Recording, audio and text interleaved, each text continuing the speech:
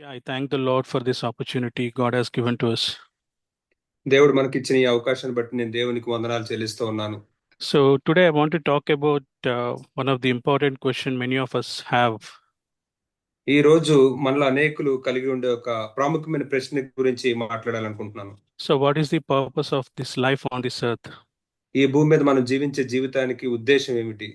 So I think this question arises in many of our hearts. ఈ ప్రశ్న మన యొక్క అనేకుల హృదయాల్లో ఇది తలెత్తుంటుంది. So and some may say, okay, so the purpose of life is to enjoy. కొందరు ఈ జీవిత ఉద్దేశం అనుభవించడానికి, ఆనందించడానికి అని చెప్తారు. So I'll do whatever I want that makes me happy. కాబట్టి నన్ను సంతోషపరిచేది ఏదైనా అది చేస్తాను నేను. So I will try to do whatever that maximizes my pleasure and minimizes my suffering. నా యొక్క సుఖాల్ని పెంచి నా యొక్క కష్టాల్ని తగ్గించేవి ఏవైతే ఉంటాయో వాటిని నేను చేస్తాను. So and others with a bit of conscience, they say we have to live a good life, help others, and build a better society around us. అయితే ఇంకొంతమంది ఏమంటారంటే మనం మంచి జీవితాన్ని జీవించాలి, ఇతరులకు సహాయం చేయాలి, మంచి సమాజాన్ని మనం నిర్మించాలి. This may look good, ఇది చూడడానికి బాగానే అనిపించవచ్చు, but that's not the answer to our question. కానీ మన ప్రశ్నకి ఇది జవాబు కాదు. So Bible clearly tells the purpose of life on this earth. అయితే బైబిలు ఈ భూమి మీద మన జీవితానికి ఉద్దేశం ఏంటని చాలా స్పష్టంగా చెప్తుంది. So let us look at a verse from Revelation chapter 4 verse 11.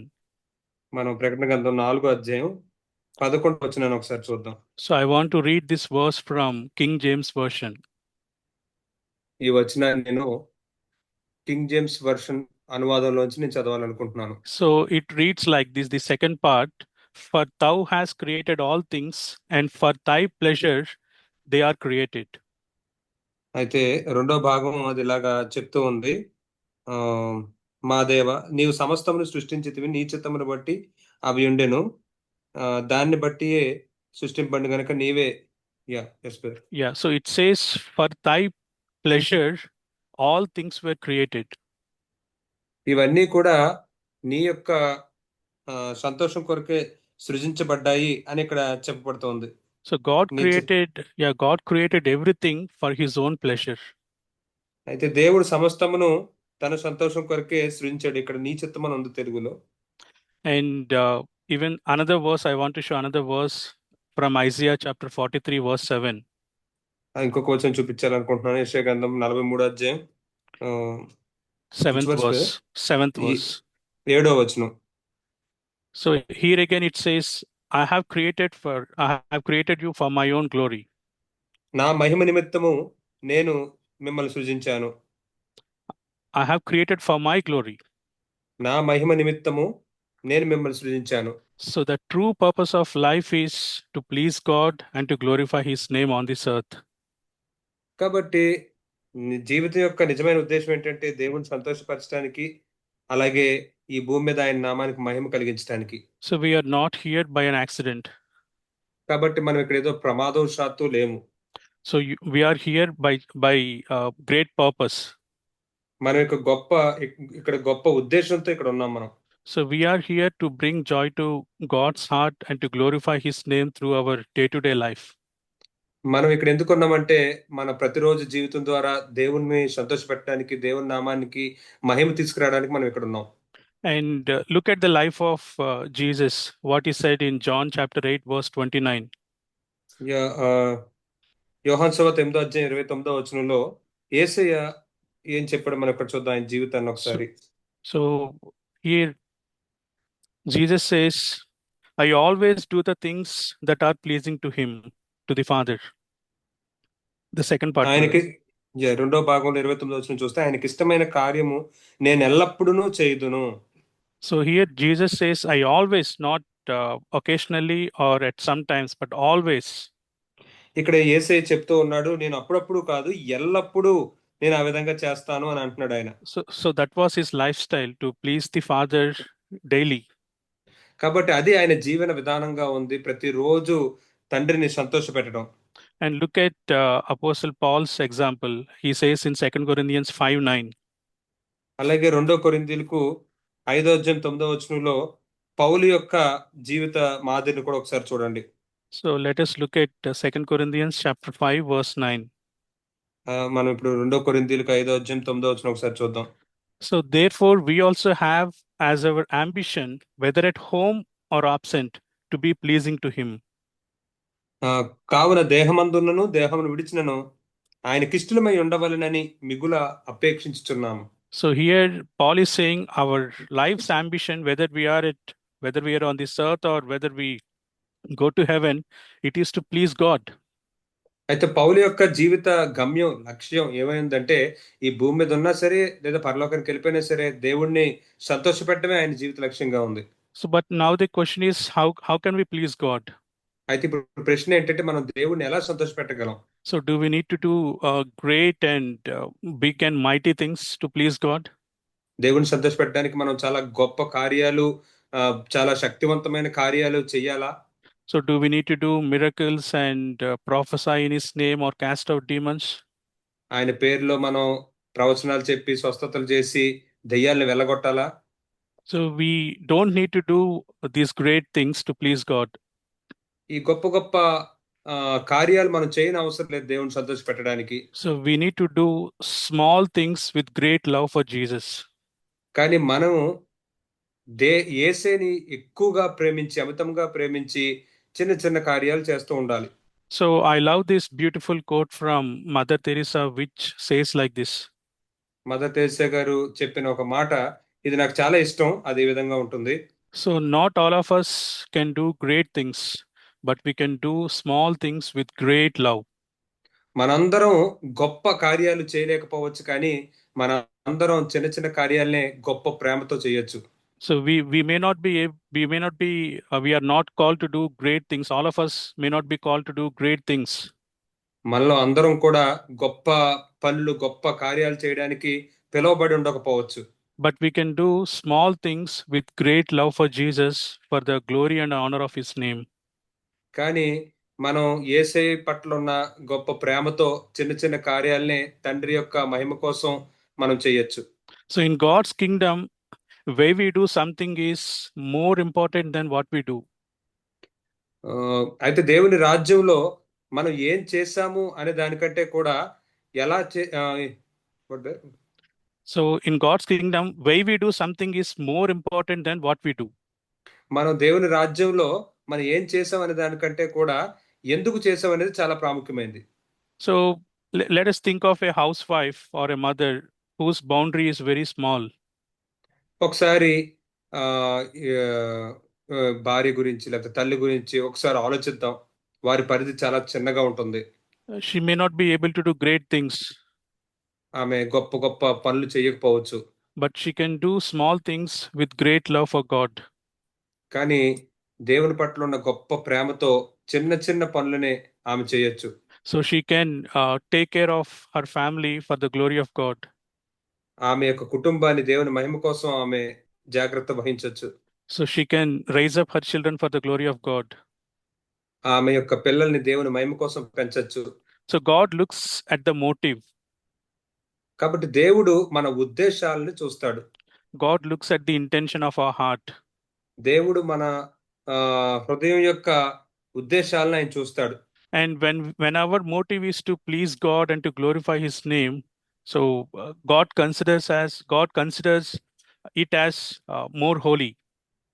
ఎప్పుడైతే మన హృదయం యొక్క ఉద్దేశాలు దేవుని మహింపరచాలని దేవుని సంతోషపెట్టాలని ఘనపరచాలని ఉంటే అది చాలా పవిత్రమైనది, పరిశుద్ధమైనది అది. So here I want to look at read one verse from John chapter 7 verse 18. యోహాను సువార్త 7 అధ్యాయం 18 ఒకసారి నేను ఇక్కడ చదవాలనుకుంటున్నాను. So he who speaks from himself seeks his own glory, but he who is seeking the glory of the one who sent him, he is true and there is no unrighteousness in him. తనంతట తానే బోధించువాడు స్వకీయ మహిమను వెదుకును గాని తన్ను పంపిన వాని మహిమను వెదుకువాడు సత్యవంతుడు, ఆయన యందు ఏ దుర్నీతియు లేదు. So when we are seeking the glory of God, the title that God is giving to us is we are true and we are righteous. There is no unrighteous in us. ఇక్కడ చూసినట్లయితే మనం ఆయన మహిమను గనక వెతికితే దేవుడు మనకిచ్చే బిరుదు ఏంటో తెలుసా? సత్యవంతుడు, మరియు అతని యందు ఏ దుర్నీతి లేదు. But if we do a great thing without any love for Jesus and for our own honor and glory, మనం ఒక గొప్ప కార్యాన్ని యేసే పట్ల ప్రేమ లేకుండా మన సొంత మహిమ కోసం, మన సొంత ఘనత కోసం గనక చేస్తే, but God gives finally 0 mark for that act or deed. చివరికి దేవుడు మనం చేసిన ఆ పనికి, ఆ కార్యానికి 0 మార్కులు ఇస్తాడు. But if we do something for the glory of God to bring joy to His heart, even if we do it imperfectly, or even if we do some mistake when we are doing that thing, but God still gives 100%. మనం గనక దేవుణ్ణి సంతోషపెట్టడానికి, దేవుని మహిమ కోసం గనక ఏదన్నా కార్యాన్ని చేస్తూ, ఒకవేళ అది పరిపూర్ణంగా మనం చేయకపోయినా, కరెక్ట్ గా అది చేయలేకపోయినా సరే, దేవుడు దాన్ని సంతోషంగా తీసుకుంటాడు. So think about a child who loves her father so much, and she wanted to give a greeting card on her father's birthday.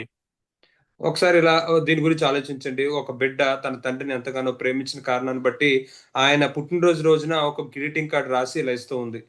So, and the spelling may be wrong in the greeting card. ఆ greeting card లో ఆ పదాలు తప్పుగా ఉండుండొచ్చు.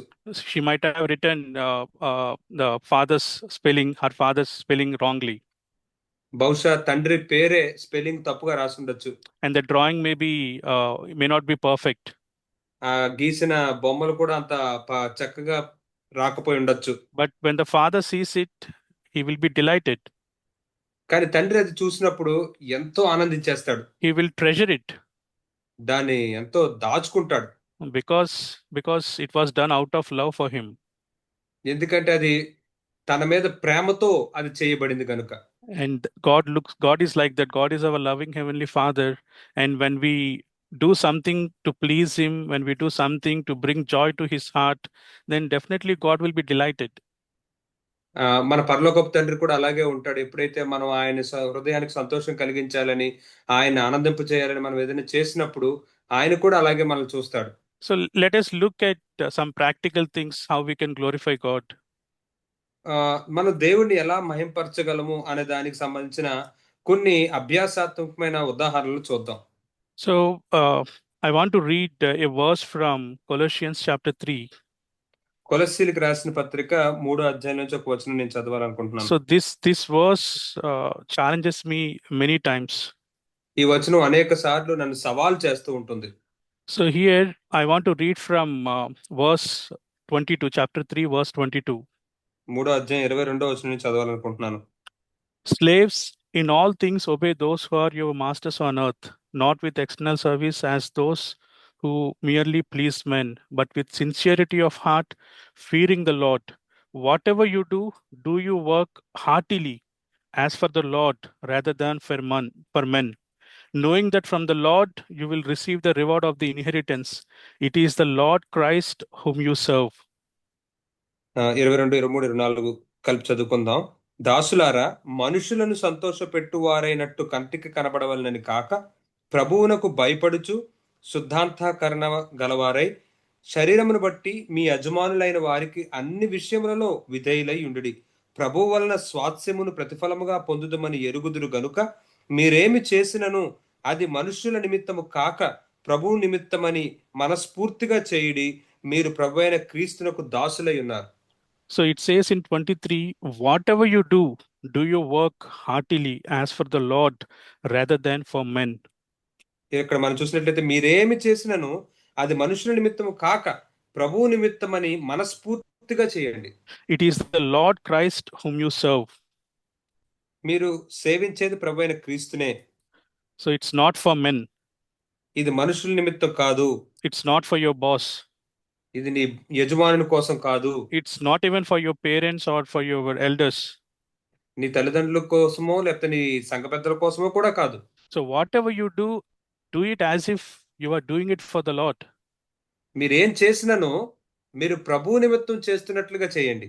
So we all, if we are working, we almost spend 30 to 40% of our 24 hours time in office. ఒకవేళ మనం పనిచేస్తున్న వారం అయితే మనం పనిచేసే చోట 30 నుంచి 40% రోజులు 24 గంటల్లో అక్కడే ఉంటాం. So, and when you are doing the job, work as if Jesus is your manager or your boss. మీరు ఆ ఉద్యోగం చేస్తూ ఉన్నప్పుడు మీ యజమానుడు యేసుక్రీస్తు అయితే ఎలా ఉంటారో అలా పని చేయండి. So I really want to take this verse as a challenge, Lord. When my manager gives me some work, or when I was asked to do something, I really want to take that work as if you are giving that to me. దీన్ని సవాలుగా తీసుకుంటుంటాను. ప్రభువా, నా యజమానుడు, నా boss ఒకవేళ నాకు ఏదైనా పని ఇచ్చినప్పుడు ఇది నువ్వు నాకు ఇచ్చినట్లుగా నేను దాన్ని తీసుకోవాలనుకుంటున్నాను. Because it says clearly in verse 23, whatever you do as if you are doing it for the Lord.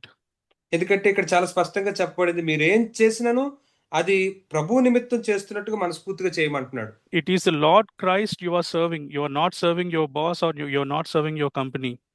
ఇక్కడ చూసినట్లయితే మీరు ప్రభు అయిన క్రీస్తునకు దాసులై ఉన్నారు, ఆయన సేవిస్తూ ఉన్నారు, అంతేగాని మీ బాస్నో మీ కంపెనీనో కాదు. And when your parents ask you to do something, do it as if Christ ask you to do that thing. మీ తల్లిదండ్రులు ఏదైనా మిమ్మల్ని చేయమని అడిగినప్పుడు క్రీస్తే మిమ్మల్ని అడిగితే ఎలా చేస్తారో అలా చేయండి. So when you are cooking, cook as if you are cooking for Jesus. ఒకవేళ మీరు వండుతున్నట్లయితే మీరు యేసుక్రీస్తుకి ఎలాగైతే వండుతారో అలాగే వండండి. And when you are cleaning the toilets, whether at home or in your church, clean as if Jesus will use the toilet. ఒకవేళ మీ ఇంట్లో కానీ లేదా చర్చిలో కానీ మీరు ఒకవేళ టాయిలెట్ శుభ్రం చేస్తున్నట్లయితే యేసయ్య దాన్ని ఉపయోగించుకుంటాడని తెలిస్తే ఎలా చేస్తారో అలా చెయ్యండి. So every small act becomes worship when we do it for God's glory and honor. దేవుని యొక్క మహిమ కొరకు, దేవుని యొక్క ఘనత కొరకు కనుక మనం ఏం చేసినా సరే అది ఒక ఆరాధనగా అవుతుంది. So when we have such an attitude, do you know what God will do? అటువంటి వైఖరి కనుక మనం కలిగి ఉంటే ప్రభు ఏం చేస్తాడో తెలుసా? So we all know this phrase called as Book of Remembrance in Malachi chapter 3. మలాకి గ్రంథం మూడో అధ్యాయంలోని ఈ మాట మనందరికీ తెలుసు. అది జ్ఞాపకార్థమైన పుస్తకం అని ఉంటుంది. Yeah, from Malachi chapter 3 verse 16 to 18. మలాకి మూడో అధ్యాయం 16 నుంచి 18 వచనాలు. So here God is writing a separate book called as Book of Remembrance. ఇక్కడ దేవుడు ప్రత్యేకంగా ఒక పుస్తకాన్ని రాస్తూ ఉన్నాడు. జ్ఞాపకార్థంగా ఒక గ్రంథం ఆయన రాస్తూ ఉన్నాడు. And it says in verse 16, then those who feared the Lord spoke to one another, and the Lord gave attention and heard it. And a book of remembrance was written before him for those who fear the Lord and who esteem his name. ఇక్కడ 16-17 మనం చూస్తే 16 వచనం చూస్తే, అప్పుడు యెహోవా యందు భయభక్తులు గలవారు ఒకరితో ఒకరు మాట్లాడుకొనుచుండగా యెహోవా చెవియొగ్గి ఆలకించెను. మరియు యెహోవా యందు భయభక్తులు కలిగి ఆయన నామమును స్మరించుచు ఉండు వారికి జ్ఞాపకార్థంగా ఒక గ్రంథం ఆయన సముఖమునందు రాయబడిను. So it was written for those who fear the Lord and who esteem his name. కాబట్టి ఇది ఎవరి కోసం రాయబడుతూ ఉందంటే, ఎవరైతే ఆయన యందు భయభక్తులు కలిగి ఉండి ఆయన నామముని ఘనపరుస్తూ స్మరిస్తూ ఉంటారో వారి కోసం రాయబడి ఉంది. So we know the fear of the Lord is not just hating evil, but also doing what is right and pleasing in the sight of God. కాబట్టి యెహోవా యందు భయభక్తులు కలిగి ఉండడం అంటే చెడును అసహించుకోవడం మాత్రమే కాదు, దేవునికి ఏది ఇష్టమైందో, ఏది సంతోషం కలిగిస్తుందో అది చేయటం. It says about Jesus that Jesus delighted in the fear of the Lord. యేసయ్య గురించి ఏం చెప్పబడిందంటే ఆయన దేవుని యందు భయభక్తులు కలిగే విషయంలో ఆనందించాడని ఉంది. So his delight is in pleasing the Father.